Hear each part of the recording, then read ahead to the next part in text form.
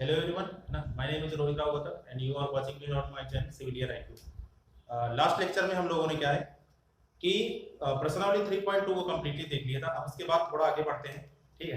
तो इसमें देखिए अगला जो हमें टाइटल पढ़ना है वो है एक रैखिक समीकरण को हल करने की बीजगणितीय विधि। अब आपके सिलेबस में, ठीक है, मतलब क्लास 10 के एनसीईआरटी में आपके तीन तरीके आपका दिए गए। पहला जो तरीका है उसको कहते हैं प्रतिस्थापन विधि, मतलब कि सब्स्टिट्यूशन मेथड, ठीक। दूसरा जो तरीका आपका है वो कहलाता है हमारा विलोपन विधि, मतलब कि एलिमिनेशन मेथड। और जो थर्ड वन है आपका वो कहलाता है वज्र गुणन विधि या फिर क्रॉस मल्टीप्लिकेशन मेथड। ये तीन अलग अलग तरीके आपको दिए गए हैं और तीनों पे यहाँ पे क्वेश्चन आपको करना है। सबसे पहले अगर बात करें प्रतिस्थापन विधि की थी, ठीक है, तो देखिए ये जो आपका मेथड है प्रतिस्थापन विधि, आपका हर एक मेथड पे एक चैप्टर आपका दिया गया है। मतलब कि प्रश्नावली जो 3.3 है उसके पहले ये जो मेथड दिया गया उसके क्वेश्चन आपको वहां देखने को मिलेंगे, ठीक है। प्रश्नावली 3.4 में इसके क्वेश्चन और इसके क्वेश्चन देखने को मिलेंगे। तो सबसे पहले हम लोग बात करते हैं किसकी, प्रतिस्थापन विधि की। तो देखो प्रतिस्थापन विधि में मैं थोड़ा बहुत बता देता हूं, है ना। इसको देख लेते हैं कि प्रतिस्थापन विधि में करते क्या है। तो सबसे पहले, है ना, अब जरा ध्यान से देखिएगा प्रतिस्थापन विधि सॉल्व कैसे करते हैं।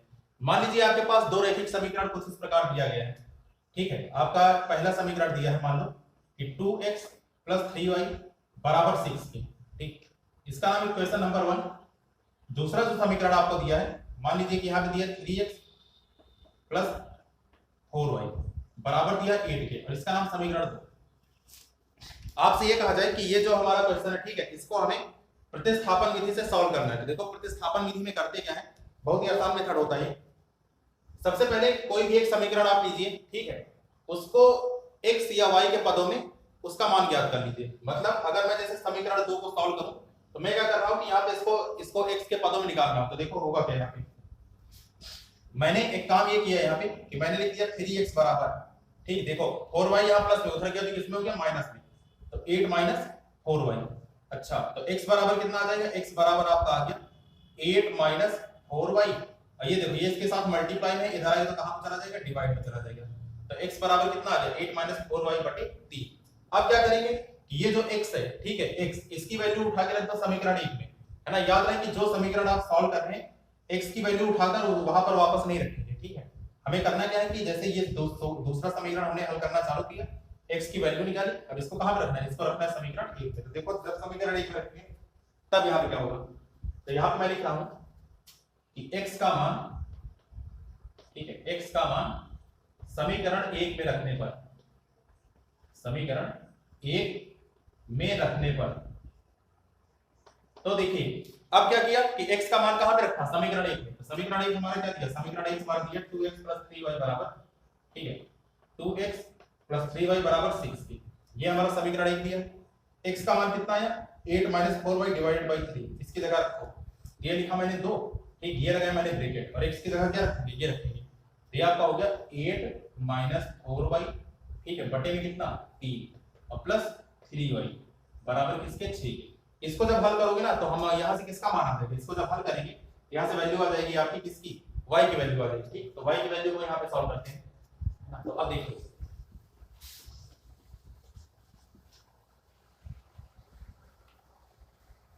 तो ये आपका हो गया, ठीक है, 2, है ना। ये आपका लिखा है, एक बार मैं फिर से लिख देता हूं अगर वहां पे साइड में ना दिख रहा तो 2 × 8 -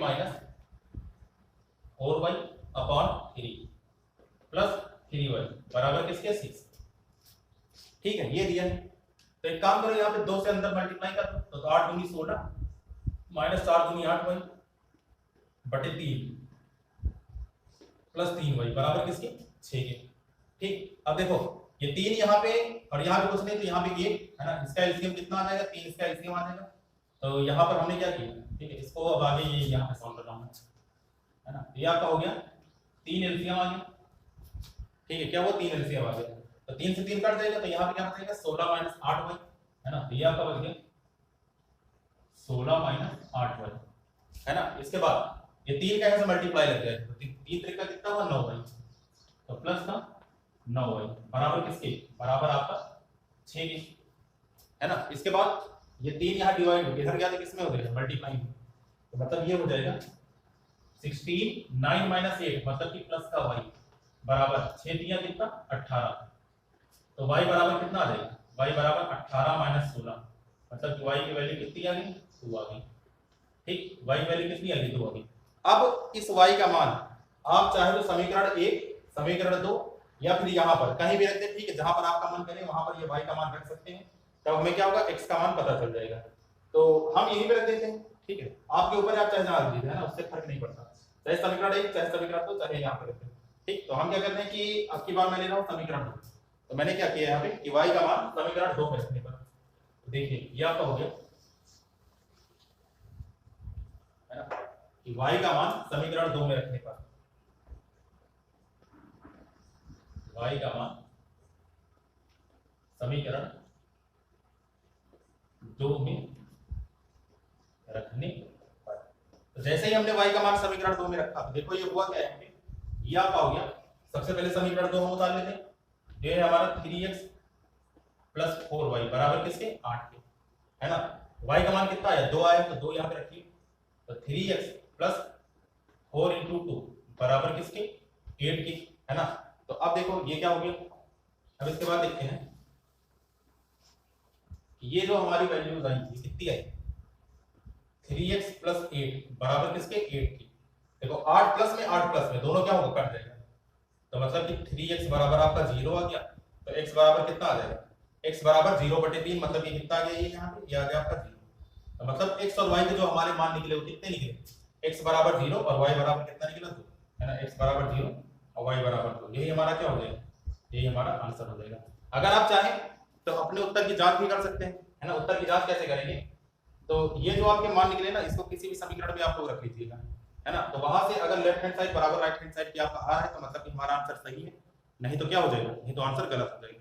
जैसे ये समीकरण 2 है आपका, ठीक, मैं क्या कर रहा हूं कि x और y को यहां पर चेक कर रहा हूं कि आ रहा है कि नहीं आ रहा, तो देखो समीकरण 2 जो हमारा दिया है ये कितना दिया, ये दिया आपका 3x प्लस 4y बराबर 8, तो इसका मैं लेफ्ट हैंड साइड लिख रहा हूं, है ना, इसका मैं लेफ्ट हैंड साइड लिख रहा हूं, तो लेफ्ट हैंड साइड आपका दिया 3x प्लस 4 इंटू वाई, तो अब जरा देखिए ये कितना आएगा, ये आपका आ गया, ठीक है 3x, तो 3 इंटू एक्स का मान कितना है 0 प्लस 4 इंटू वाई का मान कितना है 2 है ना, ये 2 है आपका, तो ये आपका 0 से गुणा हो गया कितना हो गया, ये हो गया 0, है ना, 0 प्लस 8 मतलब ये कितना आ गया 4 दूनी 8, तो देखो आपका ये लेफ्ट हैंड साइड 8 आ गया और राइट हैंड साइड कितना 8 है, तो मतलब कि लेफ्ट हैंड साइड बराबर किसके राइट हैंड साइड के, तो left hand side right hand side बराबर मतलब कि हमारा आंसर क्या है, हमारा आंसर सही है। ठीक, तो हमने क्या देखा कि इस प्रकार जो भी हम क्या कहते हैं कि क्वेश्चंस यहाँ पे सॉल्व करेंगे, है ना, प्रतिस्थापन विधि सॉल्व करेंगे, तो उसको सॉल्व करने का यही एक तरीका है, प्रतिस्थापन विधि इसी से सॉल्व होता है कि हम x और y में से किसी एक समीकरण को हल कर लेंगे, वहां पर x को या फिर y के पदों में एक समीकरण लिख के दूसरे समीकरण में x या y का मान रख देंगे और फिर इसको ऐसे ही सॉल्व करेंगे जैसे आपको बताया गया है। ठीक, तो हमारे x और y की वैल्यूज वहां से निकल आती है। उसके बाद लास्ट में क्या कीजिएगा कि अगर आपको डाउट लग रहा है कि हाँ आंसर सही है या गलत है, तो ऐसे साइड में आप लोग इसे उत्तर की जांच भी कर सकते हैं, है ना, जिससे आपको पता चल जाएगा कि हाँ हमारा आंसर एकदम सही है। तो ये रहा प्रतिस्थापन विधि। ठीक, अब बात करते हैं इस पर आधारित प्रश्नावली 3.3।